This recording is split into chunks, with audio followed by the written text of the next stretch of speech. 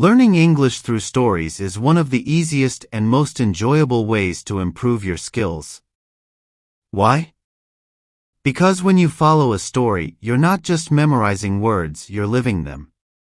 Your brain connects grammar and vocabulary to real feelings, places, and actions.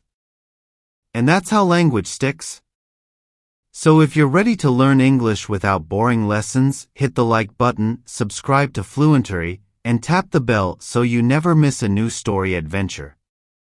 Today's story is called I Wore the Wrong Clothes to a Temple in Kyoto. It's about a traveler who makes a simple mistake that leads to an unforgettable day. There was a young man named Ryan who had always wanted to visit Japan. He had spent months planning his trip, making lists, reading blogs, watching videos.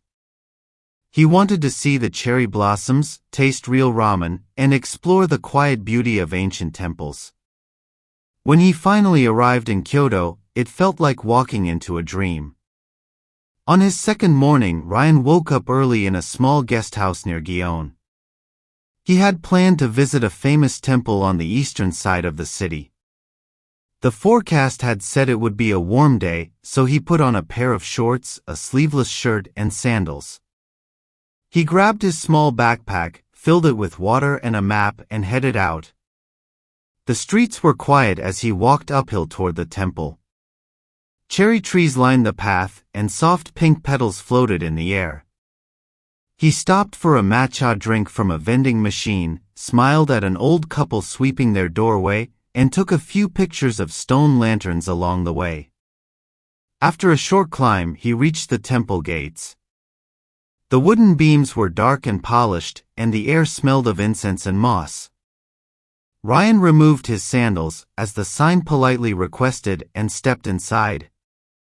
That's when he started to feel off. Inside the temple, everything was calm. Visitors moved slowly. Some sat in silent meditation. Others walked with their hands together. Everyone seemed peaceful and respectful.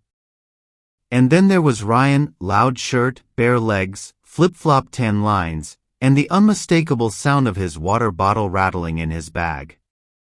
He suddenly realized he was underdressed. Very underdressed. A monk passed by and gave him a brief glance. Not angry, not cold, just surprised. Ryan looked around and saw that every other visitor was dressed modestly. Light pants, long sleeves, covered shoulders. Even in the heat, people had made the effort to dress with care. Ryan's ears got hot. He tried to walk quietly, but his footsteps echoed.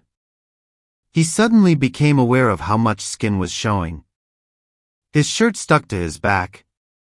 His knees felt too exposed. Every movement felt like it was breaking some unspoken rule. He tried to enjoy the temple. He admired the sliding paper doors, the old wooden floors, and the carefully placed stones in the garden outside. But it was hard to focus. His mind kept whispering, "You didn't prepare enough. You didn't show enough respect." In one corner of the temple, a group of students were listening to a quiet talk by a guide. Ryan stayed back, not wanting to intrude. But he noticed how they all sat straight, listened closely, and wore clothes that blended with the calm setting. He stood near a wooden post and took a slow breath. It wasn't about rules. It wasn't even about what other people thought. It was about harmony, something he had read about in Japanese culture. The idea that everything, even your clothes, could either add to the peace of a place or distract from it. Ryan realized he had made a small mistake, but it was a meaningful one. When he left the temple, he bowed his head slightly at the gate. Then he walked back toward the city, passing the same cherry trees and lanterns. But this time his steps were quieter, slower, more thoughtful. That afternoon, he stopped at a small clothing shop. With help from the kind shopkeeper, he picked out a simple light shirt with sleeves and a pair of linen pants. Nothing fancy, just something more fitting. The next day he visited another temple. This time he felt completely at ease. And while Ryan was learning about culture and respect in Kyoto, you were learning English the fun way, by living inside a story. You picked up useful phrases like "e under the weather," "d out of place," "d show respect," and "a quiet footsteps." You saw how verbs, prepositions, and descriptions work together in a real setting. That's the power of story-based learning. No drills, no pressure, just English that sticks. So if you enjoyed this story and want more adventures that help you grow your language skills, hit that like button, subscribe to Fluentory, and tap the bell for the next journey. And now, it's your turn. Have you ever worn the wrong thing somewhere by mistake? Share your story in the comments. Even a short sentence helps you practice your English.